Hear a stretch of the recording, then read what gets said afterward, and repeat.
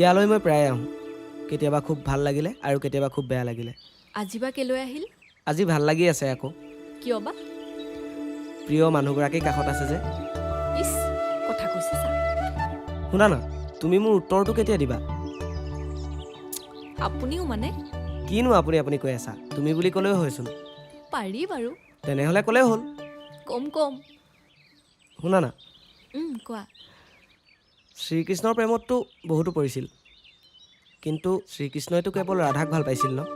সেইটো হয়, কিন্তু মানুহে এতিয়াও ৰাধাক বিৰহী ৰাধা বুলিয়ে কয়, কাৰণ শ্ৰীকৃষ্ণ আৰু ৰাধাৰ কেতিয়াও মিলন হোৱা নাছিল। শ্ৰীকৃষ্ণৰ ৰুক্মিণীৰ লগতহে মিলন হৈছিল। তুমি বৰ্তমানৰ বিৰহী ৰাধাজনী হ'ব নালাগে, তুমি মোৰ প্ৰিয়াজনী হৈ থাকিলেই হ'ব, কিন্তু আমাৰ প্ৰেম ৰাধাকৃষ্ণৰ প্ৰেমৰ দৰে পবিত্ৰ হ'ব লাগিব। তোমাক আৰু কথাত পাৰিনে? বাৰু শুনাচোন। কোৱা। তুমি কবিতা লিখা ন? কিয় সুধিলা? কথাবোৰ ইমান গভীৰ যে। কাষত বহি থকা মানুহগৰাকী কৃষ্ণৰ প্ৰেমিক যে। তুমিও মানে? দাদা বাইদেউ কি খাব? আমি ভিতৰলৈ যাম, আপুনি যাওক। ঠিক আছে। ব'লা কিবা এটা খাই আহোঁ। ব'লা।